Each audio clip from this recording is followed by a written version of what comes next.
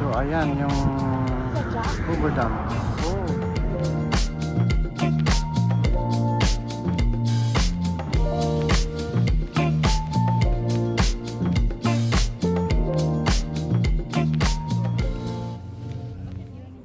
Ayan si Bossing oh.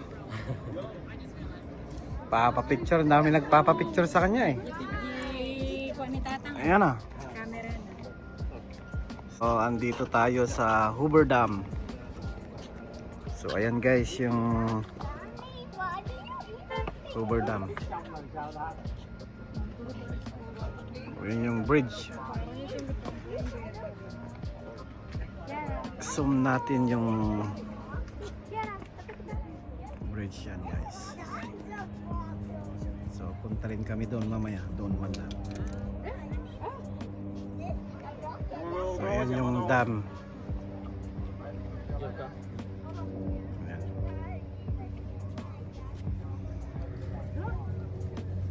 Ayan guys. So tignan nyo yung tubig noon.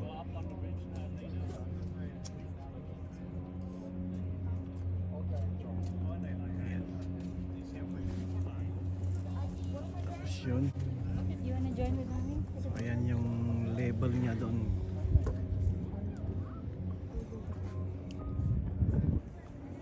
Ganyan kataas yung tubig noon. Yung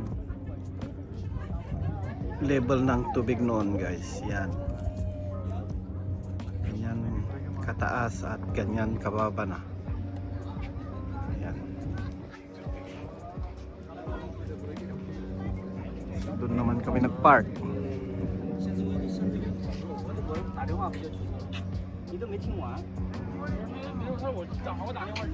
Ayan guys. Ayan yung isang bridge.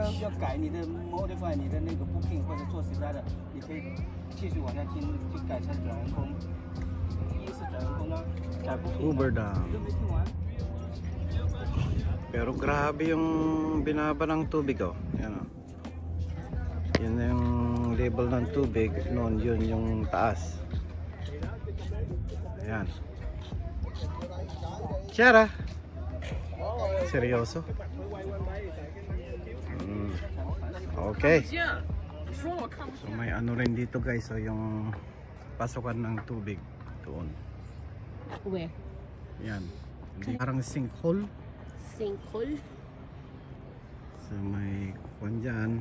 Anong tawag dyan? Hindi ko alam. Jason, what is that called? Ganito sana ang gawin nila sa Pilipinas, yung sa flood control. Ayan guys oh. You Ganyan. trust yourself enough to hold your phone like that? Tignan nyo naman kung paano yung pagkagawa nitong flood control nila guys oh. Get real over the edge with just one hand. Ayan.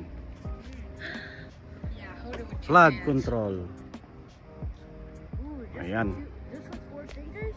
Oh, I wouldn't trust myself. Ganda. I know a lot of people. Kung gusto mong pumasok sa loob dyan ka pupunta, itutur ka nila, dadalhin ka nila doon sa may pinakababa doon. Ayan yung wall, taas.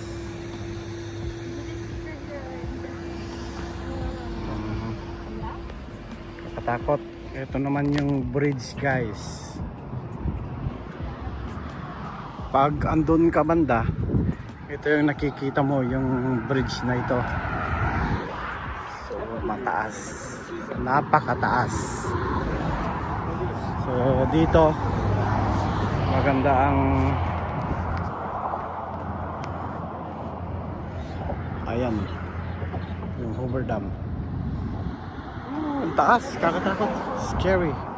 So ayan yung Hoover Dam. Oh.